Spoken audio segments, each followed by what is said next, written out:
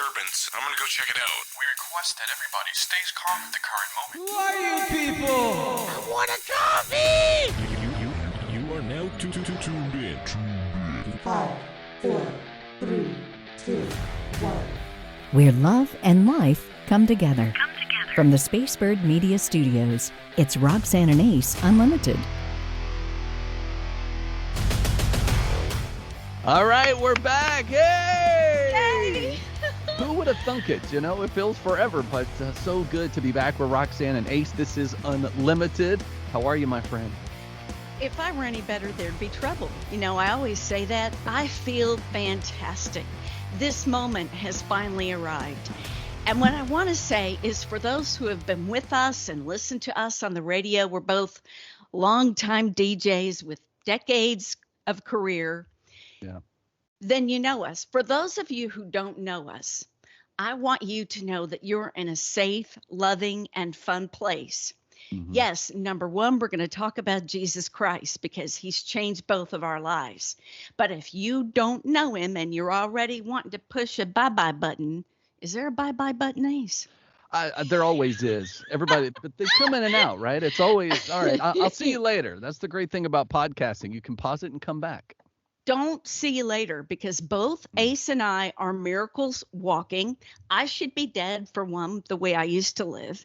And I didn't know God until way into adulthood. And so if you don't know him, you're in a safe place. If you don't know where your relationship is with him, you're in a safe place. That's how I want to start, is to just welcome everybody and also say thank you. There are three things for me why I want to do this, but I want to start with you first. Why are we doing a podcast? Well, I mean, honestly, we were still talking every week after the last show we did together. So it was like, why not bring this to the masses? But I think, too, you and I, from the very beginning of our friendship, for those that have been there, they know that it started rocky and then God worked out some amazing things. And we'll tell that story as each episode unveils if you haven't heard it. But I think to celebrate friendship, to know, and I think any of us, as you're listening today, you may be the only Jesus that people see or come in contact with. So if you and I are mistreating each other, why would someone feel like, well, having Jesus in my life doesn't change how I'm treating other people or being treated? So I love the opportunity for us to be able to do that again, because I take that very seriously.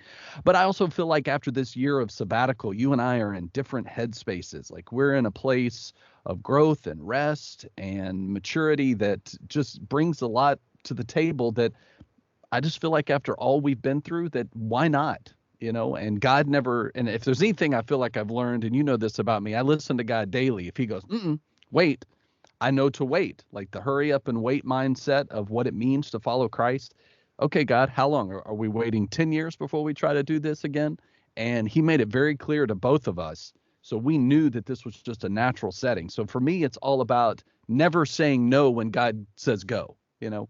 And as much as that should be on a T-shirt, honestly, it really is kind of a mantra of how our show has been from, you know, its inception. So we're just excited to be able to be a part, for you guys to be a part of our friendship, and then we get to be a part of your lives as well.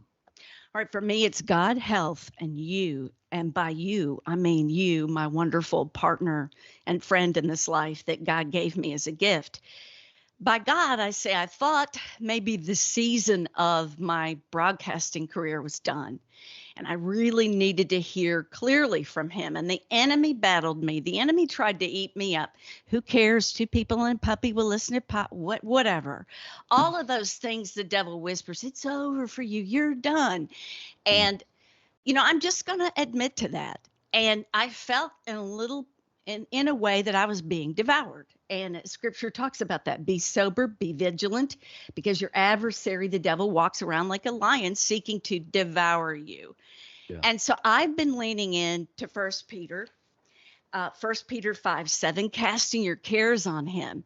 And when we do that, we can laugh and live in peace and live in joy and know that God is handling our problems. So God, number one, God spoke, Ace, to me through people that love me. I'm so blessed. Sandy, Liz, Susie, Andrea, Heath, Dorinda, a lot of people that love us and love our show said, why? Why are you silencing yourself? why? We know Ace is ready to go. What's the deal with you? They And probably knew before we did. they really did. And when I've got tearful girlfriends that say, I need you, I'm thinking, God, you're talking to me through people. And I think God does that a lot. And I was honored that anyone would really care because you and I are having a ball. We hope everybody will have a ball with us. So God's number one, health is number two. I think religion tells us that self-care is selfish, that the whole self-care industry is bunk, that if someone needs to get quiet, de-stress, if they have a mental health issue, wow, you must be crazy and you must not love the Lord enough to be strong enough. You're not being obedient enough. And all these you're not enough things. Here's the thing I learned. I got sick. I got an autoimmune disease. I was in a very stressful, dishonoring, and oppressive work environment. And I know many of you may have been there as well. And when your hair literally falls out and you literally feel like you have no control over your future, I stepped back and said, oh, no, no more. I'm going to be healthy spiritually, mentally, and physically. And we used to joke, Ace, about my exercise was walking to the car. No more. So I feel physically fantastic for the first time in my life. When you get up at 2:45 a.m., you're never rested. And so I want to be the best I can be in an honoring position for God, because when I'm full and I'm healthy, I can better serve others. So there's health. And the third reason why we're doing this podcast, that day, Wayne and I go out a lot. I mean, we're having a lot of fun. And we were downtown dressed up and we were going to this fabulous place. And I see this car pull up and two crazy people waving and yelling at me. That's us. And I realize it's you and your beautiful wife, Tawny. Tawny is thebomb.com and more. And I really love her. And you came flying out of the car, running toward us. And I stopped it first, but yes. I lost my mind. I came like unglued, like ugly ball came out. You know, I don't cry cute. I was weeping and I realized this is ridiculous. I miss my friend. When you're with somebody 5 hours a day and you still like each other after a while. It's true. You have to like each other. And the joke about, team shows, it's your work spouse, but in an environment where you're transparent and vulnerable and you're sleep deprived, it's like, okay, I don't have enough caffeine to put up with someone that I don't like. And we've both been in those environments where you don't necessarily get along with the person that you're on the air with. And so to be able to celebrate with someone that you genuinely want to hang out with, regardless of whether this ever became anything, it's an opportunity to just be friends. And I remember, for those, that don't know the story, I remember listening to you when I was a wee little DJ, So for me to have not only a show with you, but a friendship that goes as deep as it does, only God can orchestrate something that fabulous. And I love you beyond words can ever be put together. Even as a writer, I don't think I could string a sentence together that would actually sum it up. So I'll just do it every week and we'll just invite everybody to listen. I love it. That's the plan.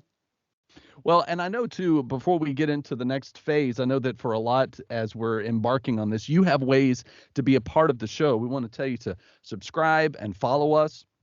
What I love too is now with technology, we have a phone line that you can actually interact with us on a regular basis, which is killer, because then you can leave voicemails, you can text us through the week if you have prayer requests, if you have topic ideas, things of that nature. So let me give that to you.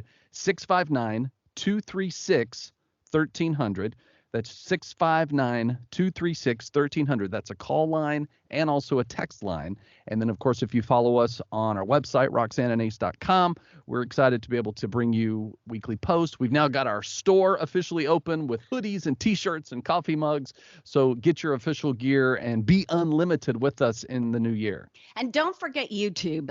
God placed on my heart the video component of things. I avoided TikTok. A lot of my friends say, oh, the Chinese are now staring at you. They're going to know your social security number. I get all that. that. But I fell massively in love with TikTok.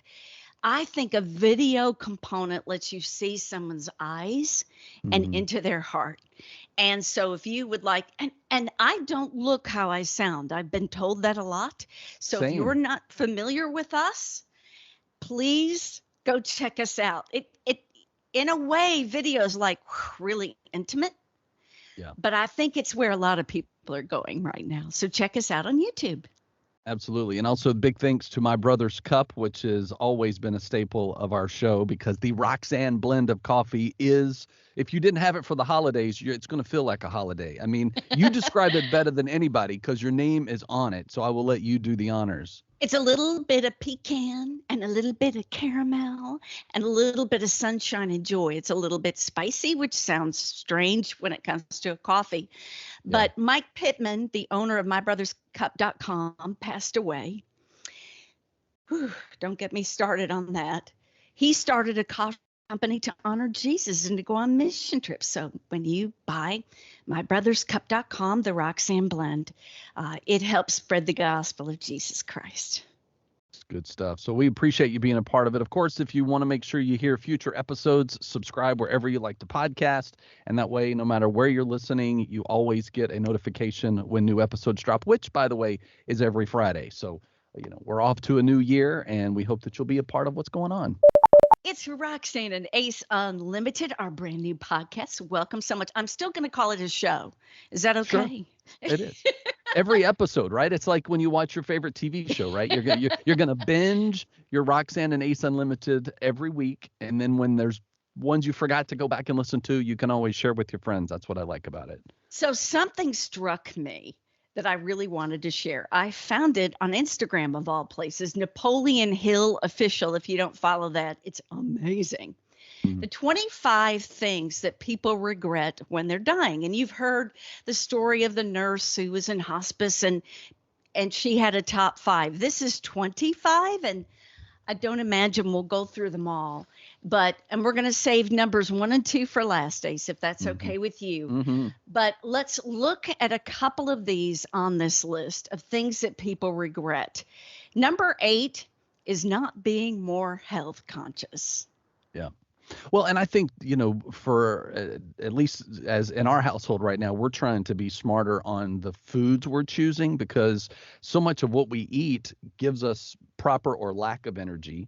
When you feel like you're trying to stay skinny or, get weight loss, sometimes it's the food. And I don't know, you and I have found out you get allergies as you get older. You don't realize something that I used to could eat this with no problem. Well, our bodies change, right? And it's okay, because once you know, and now with testing, you can find out what are those health conscious choices that you need to make for the new year if you want to be the healthiest. And it's not about being skinny. It's not about, being what you were when you were 21 or any of that. Just be the best health that you are, so that there's a little bit of heart action going on, and also that spiritually and emotionally you're in a good place. Not being more romantic. Here's where major league kudos go to my husband, Wayne. The dude wakes up with romance. His feet hit the ground, and he is thinking of ways to delight me. Yeah. Now, what does that do? I'm in love. Can I say that? Just like mega love, and we've been married a while now. This is not my first marriage. Okay, that's how old I am. Yeah. But let me tell you, when you lose that spark and that passion, my pastor always says, put another log on the fire, which is funny to me. then I think when you're roommates with your spouse, you're in a lot of trouble. What do you think about staying romantic? Well, I mean, for me, especially with Tony, this is our 3rd marriage, and we've very much been intentional of 2 major things. Being home is the sanctuary, right? You can say and do anything and you're in a safe place. But at the same time, every emotion is valid. Everything is communicated verbally and non-verbally. If we hurt each other, we take a moment to decompress and then let ourselves heal through that moment so that we can go, how can we avoid this next time? Because again, if you're not dating each other, if you're not spending time in God's word, if you're not giving yourself an opportunity to say, how can I be the best husband? How can I be the best wife?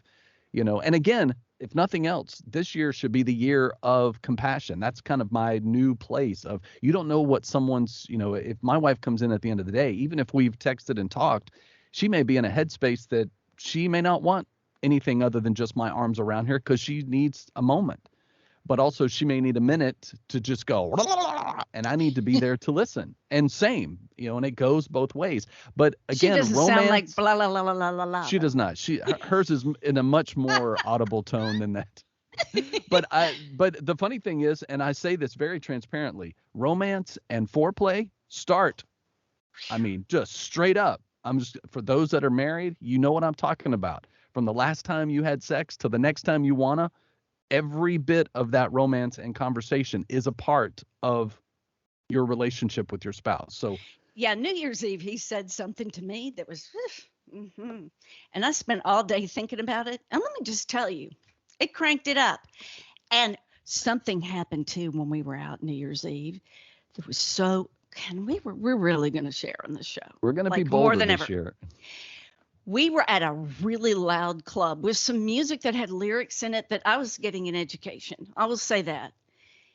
And it was so loud and thumping that we couldn't, the music where the speakers are like next to you and your whole body's vibrating. Sure. I couldn't hear him at all. So we texted when we needed to communicate, and we leaned into each other. And for what felt like forever, we just stared, not breaking eye contact for the longest time, and communicated love through our eyes. It was more intimate. I can't stop thinking about it. Yeah. So yes, you're okay. Romance. We could spend 4 hours on romance. No, but you know what though?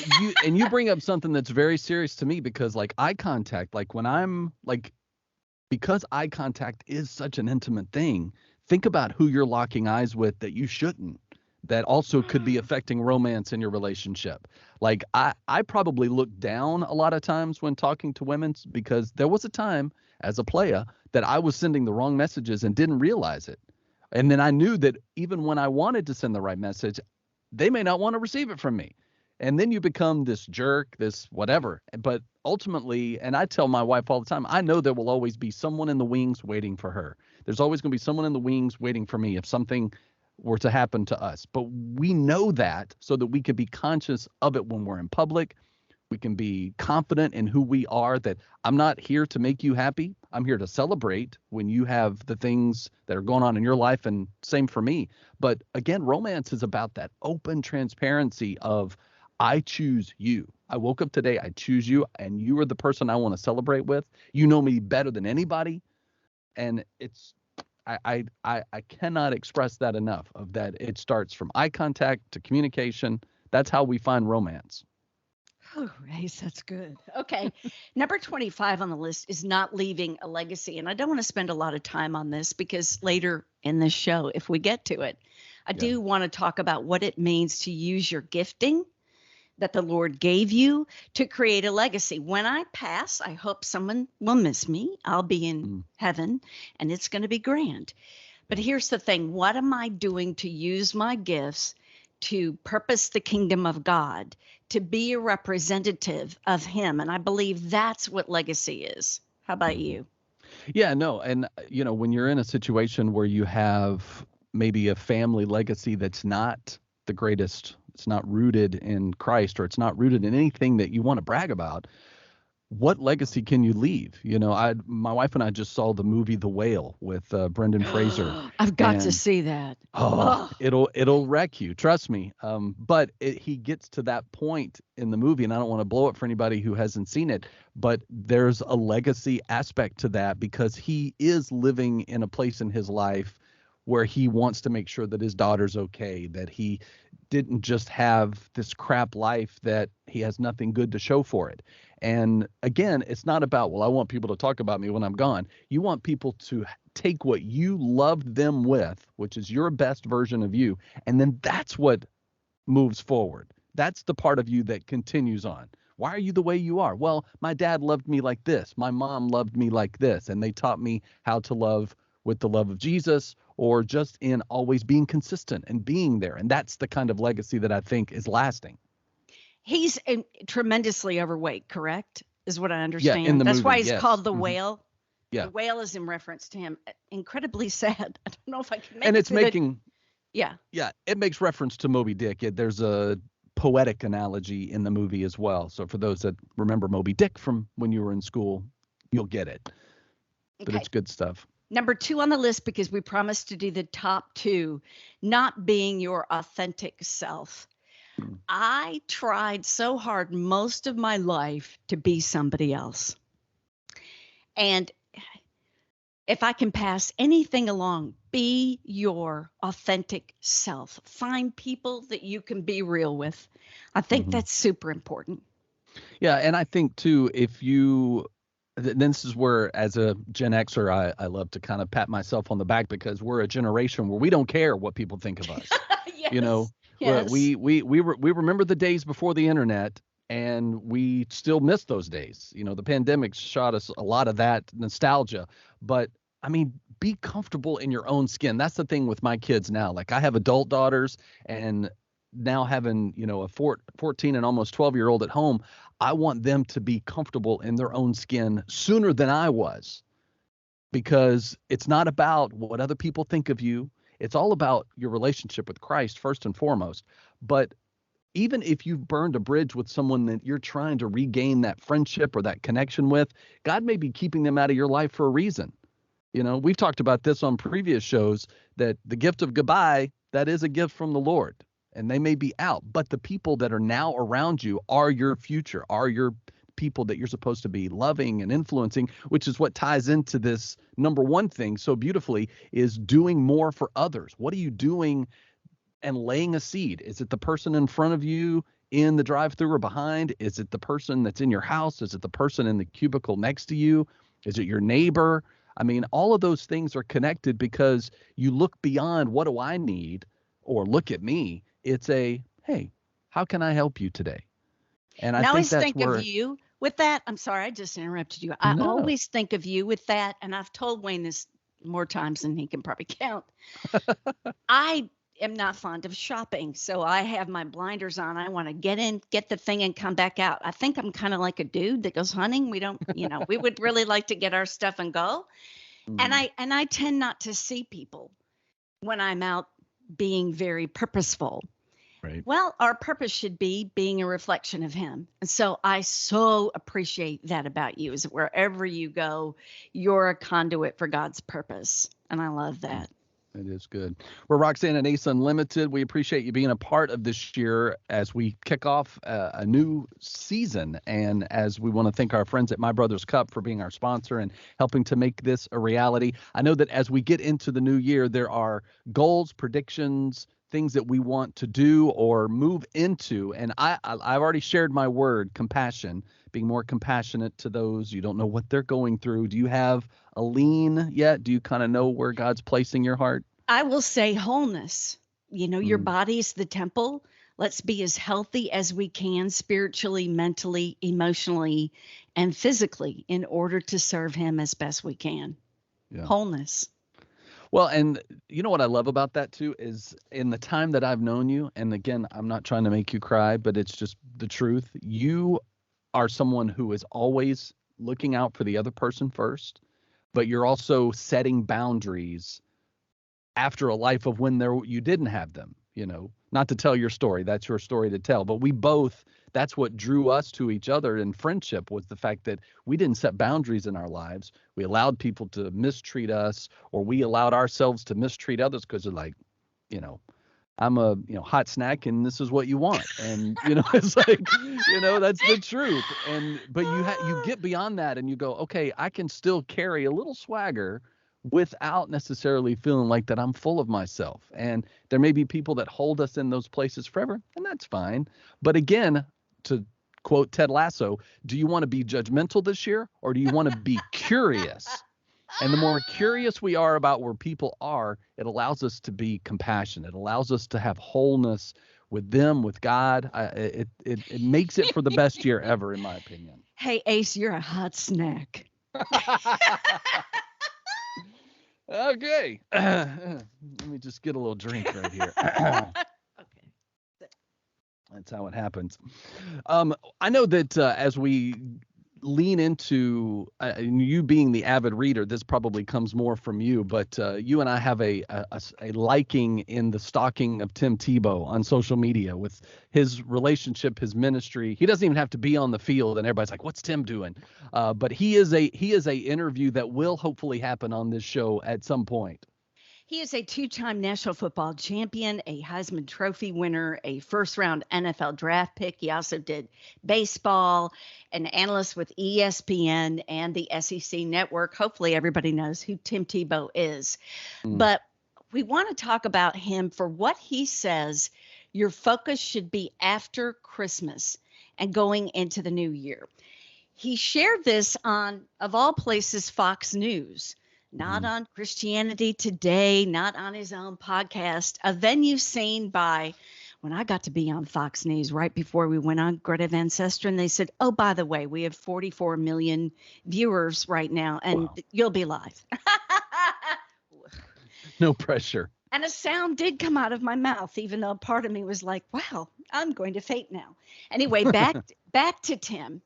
You know, he shares, what is your life all about? And this goes back to legacy that we talked about earlier. How do you have purpose, meaning, and significance? And Tim says, and I don't want to misquote him, so I'm reading it here. Gifts are given with love and are meant to be enjoyed. He feels like the gifts of God, and we're all very different. You know, I'm not going to be quiet. In a restaurant, people have heard me, this is so embarrassing, from like a mile away, and they say, I knew you were here because I could hear, because I'm kind of loud. But God's used that gift of being super bold for his purpose. I believe he has. And so he says, as you head into this new year, think, talk about, and live within your gifting. And if you don't know what that is, there are ways to go about it. Ace, if you didn't know what your gifting was, how would you recommend that somebody could find out what their gift is given to them by God? Well, I mean, I think it's two things. One, where's your passion? Because again, you know, Jeremiah 29:11, he'll give us the desires of our heart, which in my opinion is not give God your Santa Claus wish list and then he'll go, oh, yes, let me check all these off. It is, what is the desire that's in your heart? Because the closer you get to God, the more that desire becomes loud, and, you know, the volume is something you can't ignore. But what is that passion? And if you never worked a day in your life, what would you want to do with your time? So is it based on your skill set? Are you really good at, you know, fixing cars, or really good at plumbing or whatever? And you would do that anyway, just because you enjoy helping someone. You enjoy giving back with the gifts and the skill sets that you have in your mind. Let that be your starter. And then if you want to take a giftings test and all that stuff, that's great too, because you find out deeper things spiritually, like leadership and, you know, compassion and empathy and all of those things, which you might be surprised. The thing that you don't think that you're called to may be the thing that you're gifted in, and you've ignored it, or you've like, nah, I could never do that. And then you get in the setting and you're like, why did it take me so long to see that this is what God was leading me to? And don't get hung up. Kick the tires is what our church says. Try different things. See where you really feel like, do you have an affection for children and you want to help them in children's church? Do you want to go like I do out in the streets and try to help people who really are really sincerely lost and hurting and in pain? Where is it that you really want to serve? And I think it's where your passion lies. Amen. So good. Well, and I know for you, this last year has been very transformative, because I'm going to point out something that I am the proudest of you on, because normally you tell me that you're going to do something. You're like, hey, I'm going to do this. Pray for me. And I'm like, okay, I got you. And we pray. But for those that follow you on social media, they've seen this. But if not, you want to find this video. We'll need to share it on our Facebook page. Oh, no, I'm going to go bald right now. Are you ready? This is where video comes in. Yeah, okay, right now. So before the reveal, for anyone who hasn't seen it, you mentioned earlier, you know, your hair's been falling out for a while, and you've been, you know, to a lot of specialists, and they didn't allow you the opportunity to truly know what was happening. Like, they did tests, but like, we're not quite sure what it is. It could be this, this. So you had different medicines, different things that were going on. And the thing I love is in the freedom that not only you gave yourself by shaving your head, but then in also putting others in a place of whatever the thing is that's holding them back or feeling imprisoned. It's that empowerment of here we go. And so literally you shaved your head on TikTok and social media for everyone to see.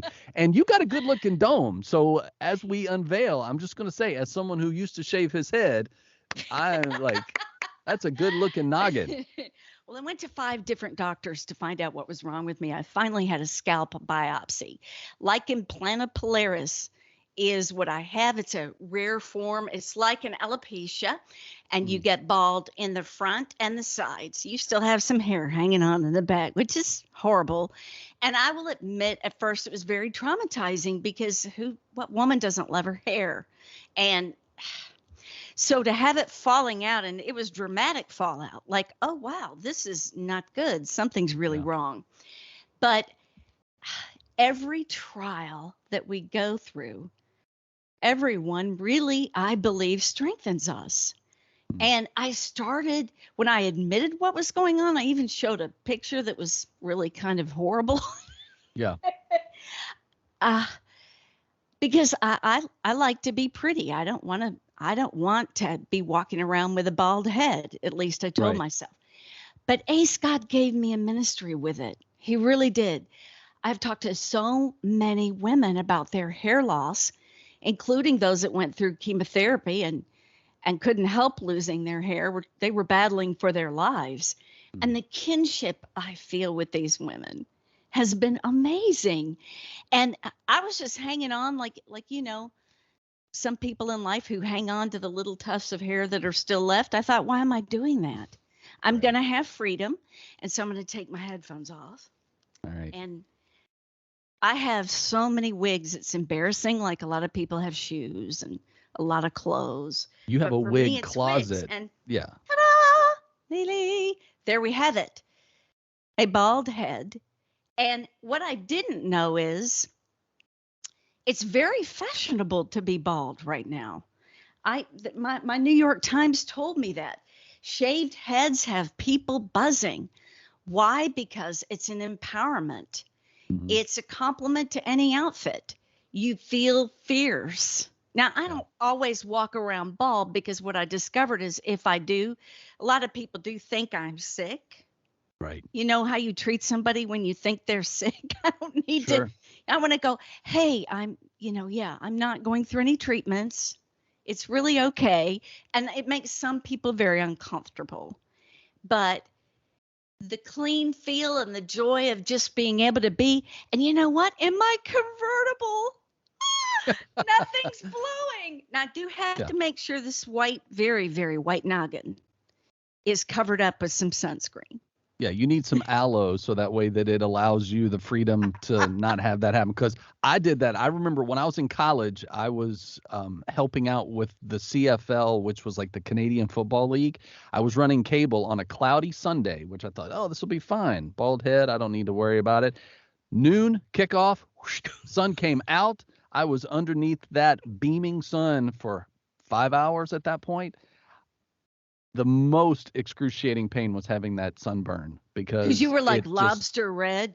Were skin peeling? Yes, It was awful. I'm so glad there were no photos and no social media at that time because I'm sure someone would have caught it. But my whole job was to hold the cable till the cameraman needed to run after the receiver and drop the cable and then between plays roll it back up. So I'm just walking up and down the sidelines through the whole game. Man, that was not a smart choice. But I will say the thing, too, not only do they have better razors for people who want to shave their head, regardless of your gender, but also I love the fact that movies like Black Panther, Wakanda Forever, it shows, their soldiers are women, bald heads, it's sexy, it's cool, it's all those things. So, I mean, if you feel, regardless of whether it's a fashion statement or it's a health thing, do what makes you feel, again, confident so that you are your most authentic self. And ultimately, you're going to have the best year because you feel better, you look better. And again, it doesn't matter what other people think, But again, what you choose and do, just like Roxanne saw, the empowerment you're encouraging others to have, you don't know what kind of roll off is going to come from that. Just be your authentic self and see what God does. Predictions for what we're going to eat this year. Now, you and I are foodies. We both love to cook. We both love different flavors. We're both very experimental people. And so this really sparked my interest. What's going to be important to us this year? And one thing that is wild is communal eating.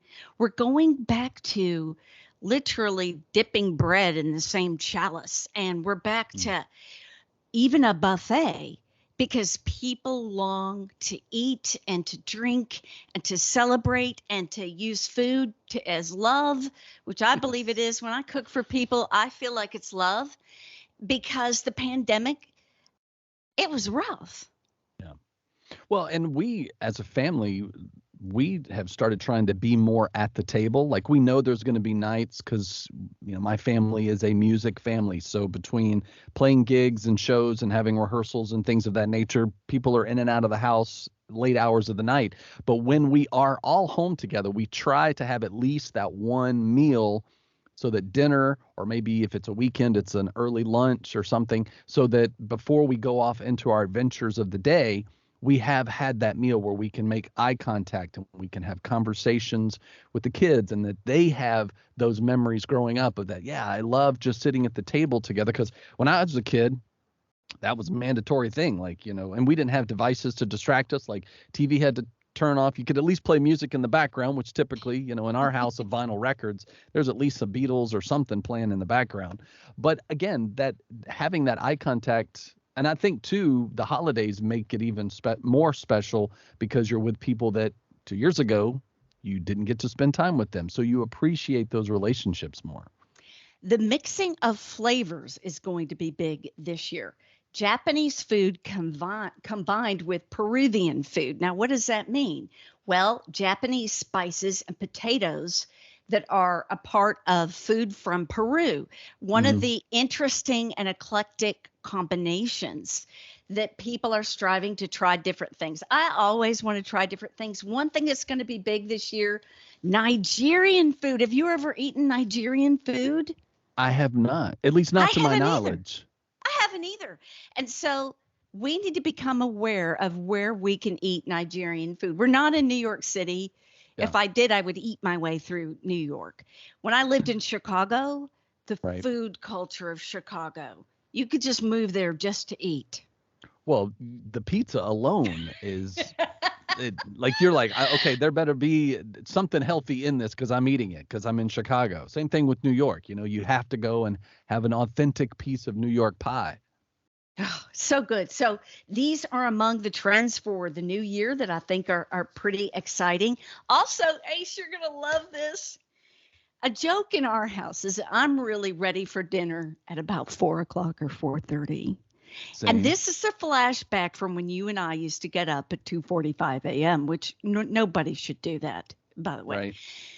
And so what has happened across the world due to pandemic is that people want to eat earlier, and those 6:30, 7 people are now the 5 o'clock, 5:30 people, and everybody's making reservations now because you don't want to wait anymore. Because of pandemic, you're used to being able to eat when you want to, and if you have a scheduled Zoom call, it should be on time. So people are making more reservations. They're being more deliberate about eating with others, communal space.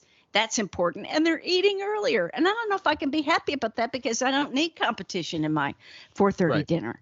Well, but think about even when you eat out, because we found this on New Year's Eve of all days, is earlier allowed us to walk right in, get a table. We were in and out, and service was great, food was fantastic. Now we counted down to midnight on the Eastern time zone because making it to midnight anymore just don't happen in my life, and I'm okay with that. But again, with getting up as early as we used to, it makes a huge difference of when lunch and dinner fall based on everyone else's schedule.